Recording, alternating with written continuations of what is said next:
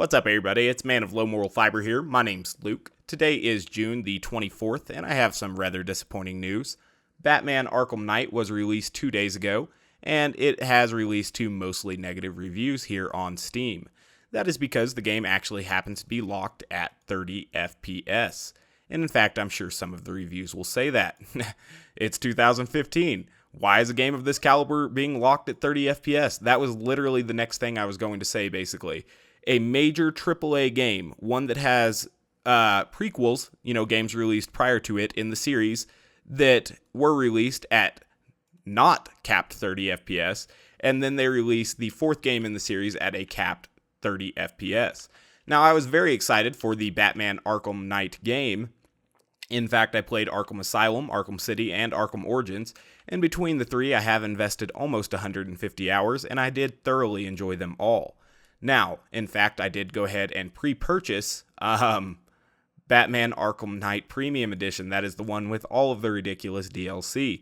Now, I pre-purchased this knowing full well that Steam now offered refunds in case this game happened to be bad.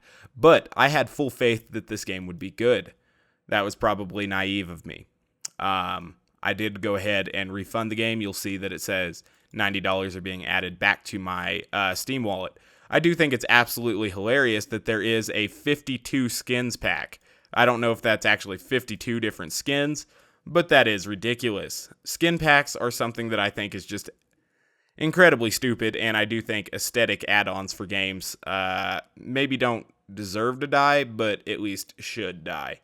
Or at least, I don't know. There should be an option to turn off aesthetic purchases or whatever on the Steam store. But that's an argument for another time. Let's get back to this Batman Arkham Knight stuff. We can see negative review, negative review, negative review. In fact, Metacritic has it rated as one of the worst reviewed games of all time at 1.4 user score with 741 rankings. We can see here that all of those rankings also bad. Just very, very, very poor. I don't know. It's a weird deal. And it doesn't get any better if you look at some of the things that, are being posted online and everything. Obviously, we took a look at the Metacritic score here. Green Man Gaming is already offering refunds for Arkham Knight, and they're not usually traditionally known for offering refunds. So it's kind of cool that they are and everything. They're still advertising Batman Arkham Knight as the big banner here and everything with a big 40% off code for it, be the Batman GMG 40%. But so they're not, not shying away from selling it or anything, but they are offering refunds for it. Beyond that, it is worth noting that the PC version of Batman Arkham Knight was outsourced to Iron Galaxy Studios and was developed by only 12 people. You can count the names here.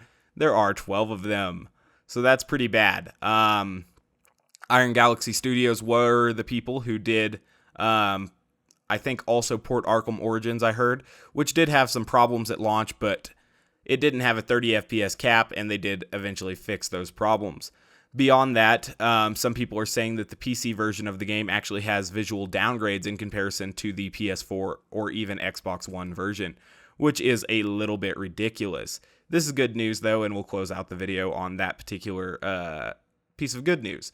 But if we read what I believe to be the most damning piece of evidence, we can see here that this is actually on the WB Games forum. This is the Arkham Knight official forum. And this guy here, Yorick, is a community admin. I'm unsure whether or not he was related in any way to the creation of this game or the production of this game. But he says, with this terrible font that they use on this site that makes A's look like O's, "Dear Batman Arkham Knight PC owners, we are aware that there are performance issues for some users," that's funny, "playing Arkham Knight on PC. Well, I'm some user, and if it runs at 30 FPS on my machine, it runs at 30 FPS on all machines." And that is because they literally capped it. And it says right here, the recommended hardware specs, and I guess we're supposed to cross-reference this with the recommended stuff on the Steam page, so we can do that real quick. Let's go to the store. Hopefully it's still on the Arkham Knight deal. And let's see what the recommended specs here are. recommended. So they're recommending an i7 and a 760. They're recommending the 3 gigabyte model of the 760, which to my knowledge doesn't exist. There's only a 2 and a 4. But, so that's what they're recommending is, to have a 760 and an i7 to get a capped 30 FPS. And then it says, the recommended spec is intended to deliver an experience on par with the current generation of gaming platforms.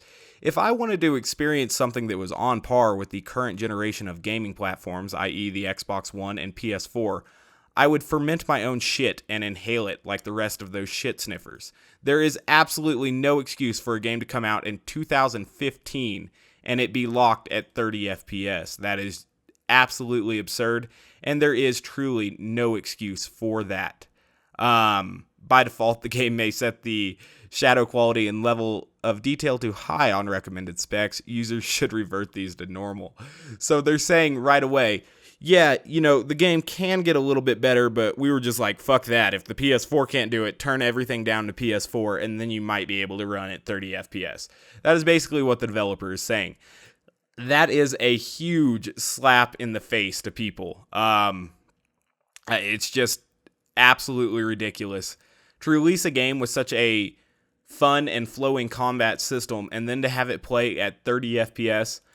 It nullifies any amount of work that anyone put into this game. There are probably artists and story writers who worked very hard on this only to be shit upon by the engineers of this game who locked it at 30 FPS.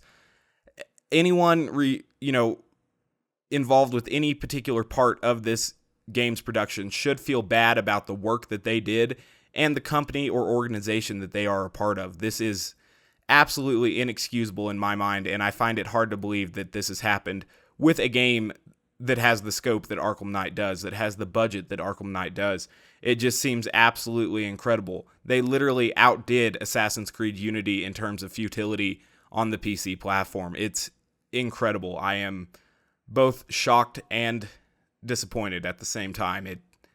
It's mind-blowing. Like I said, I requested a refund on this game. It was the first game I've ever requested a refund on, and it is probably the last game that I will ever pre-order that doesn't specifically state in their pre-release footage or documentation, propaganda, whatever you want to call it, that the PC version will not have a capped frame rate. And kudos to Bethesda and Fallout 4 for already announcing that. I didn't think it was necessary when they made that announcement, but obviously I was naive and wrong on that, and that announcement is very much needed in today's world, even in 2015, as disappointing as that is. If you release your game at a lower frames per second than I produce YouTube videos at on a general day-to-day basis, you should not feel good about yourself as a game designer. It is something that just shouldn't happen. If your game doesn't run at the same frame rate as YouTube, you have fucked up. There is no other excuse for it. I am thoroughly disappointed by Arkham Knight, and I had to make a video about it because I was so disappointed. I truly was going to upload plenty of footage from Arkham Knight, but we're not going to be doing that now. This will be the only video on Arkham Knight that I do, unless they miraculously somehow increase the frame rate to 120 FPS and it works correctly. Until then, though, this game is, in my mind, irredeemable PS4 level bullshit. This is just garbage. And I think it's absolutely absurd that they would cap the real version of the game for something, to be at a parity level with a PS4, which is truly a steaming pile of shit. But let's go ahead and get to the happy news here. Borderlands has a Humble Bundle going on, and definitely kudos to both Gearbox and 2K for allowing Humble Bundle or working with Humble Bundle to create this particular group of games and stuff that you can buy. And so if you spend $15 or more, you get every single piece of Borderlands 2 content, minus some of the skins, which may be coming soon, it says here. And you also get all the Borderlands 1 content and a 75% off coupon for Borderlands the pre-sequel, which you can decide whether or not you want to buy. Personally, I feel like it was a step back for the series, but at 75% off, I'm sure a lot of people would find it to be a very good value. And overall, you pay $15 and you get all of Borderlands 1, all of Borderlands 2, and 3/4 of Borderlands the pre-sequel, perhaps maybe some of its DLC content as well, who knows what will happen when this timer hits 7 days. They always add something here. So definitely shout out to Humble Bundle. It looks like they're supporting the National Video Game Museum at this point. This is something that Gearbox has supported in the past, so that's pretty damn cool. You can pay any amount you want. Obviously, if you pay less than $15, you don't get these, but if you pay over $6, you get these right now. So good stuff there. But yeah, if you're wondering if I'm going to be putting any Arkham Knight stuff on my channel, the answer is a resounding no. Fuck Arkham Knight, fuck everyone involved with Arkham Knight, and literally I do think making games in 30 FPS should be tried as a crime, or at the very least, it should be illegal. Games should have to run at 60 FPS to hit market. Obviously, that is an unrealistic and hopeful, regulation that would never be applied to the gaming industry, but it's something that everyone would benefit from. Games at 30 FPS just shouldn't exist, but apparently still do. So I'm sorry for the disappointment, guys. Sorry for the melancholy video. And if you disagreed with me saying that a PS4 is the equivalent of taking a 2-liter bottle, taking a shit in that 2-liter bottle, and then putting a balloon on top of that 2-liter bottle, letting that shit ferment, and then catching that air in the balloon, and then inhaling it to get high like they do in prison, you can disagree with me there in the comments. I'd like to see you refute such points with, scientific evidence. But basically playing console or playing at 30 FPS, in my mind, is the same as inhaling fermented shit air. So, tell me what you think about that. I'm interested to see how people respond to that particular comment.